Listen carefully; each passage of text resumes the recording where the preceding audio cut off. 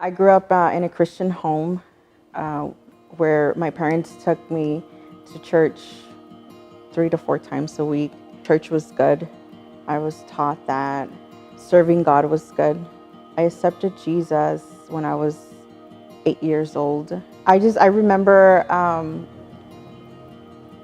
my parents were sort of pushing me to do it. I was very shy and I just remember them like really taking me up there to the altar and for me to actually do it. I was baptized around the age of 15. Again, it was good. I took a class before baptizing, but it wasn't like I didn't have an experience. So in my early 20s, that's when I was going to church, I was serving, but I started questioning if what my parents and the church were telling me was really true. I was considering to leave the church. I didn't feel anything. How big a deal would that have been in your family? That would have been an enormous deal for them. My parents were very involved. They were ushers. My dad at one point was a worship leader. Then they became deacons, and they've been deacons until today. It was probably about 3 years that I wrestled with.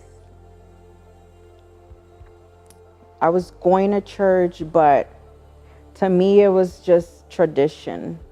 It was what I knew to do on a Sunday, on a Wednesday. I would hear my parents and the church talk about God's presence and how people were encountering God, and I hadn't experienced that. So I wanted to feel that. I wanted to feel God's presence. It came to a point where I prayed. I prayed to God and I asked him for him to fill me with his presence.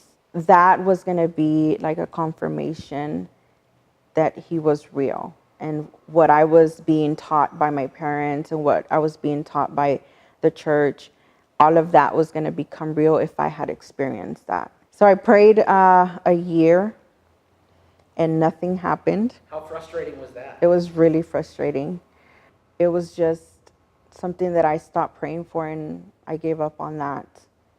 And one night, I was at my house and I decided to turn on the TV and a sermon was on. And I don't remember what the sermon was about, but I guess it encouraged me to go back to that specific prayer, and I did.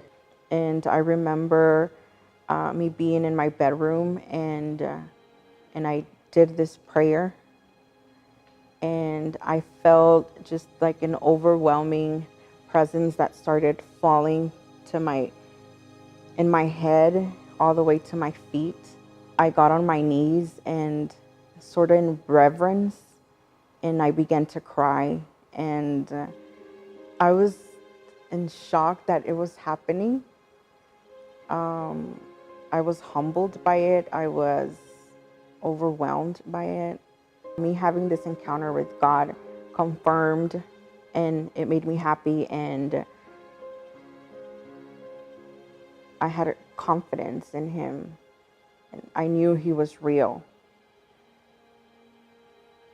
But I wanted to stay there. Like, I thought that was it. I thought I was ready to go to heaven. I wrote that. But you were wrong. I was very wrong.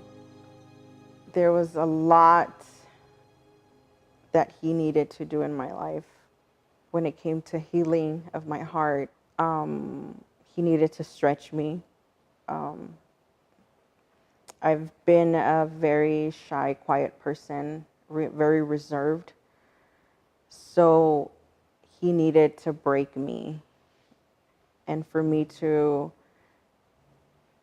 get out of that. Is this video part of that molding process? Yes, big time. So, where are you at today? I actually wrote it down and I would like to share it.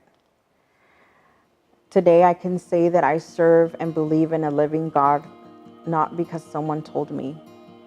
I don't go to church because of tradition. I go to church because I long for His presence. I long to hear His word that changes my life. I can also say that I don't have to wait for a church service to talk to God. I don't have to call or wait on the pastor to pray for me. I have direct access to the Father 24/7. I worship God because He's been so faithful and been with me every step of the way. I serve God with a new heart that is passionate for Him and compassionate towards others. God is real, and He is more than enough for me.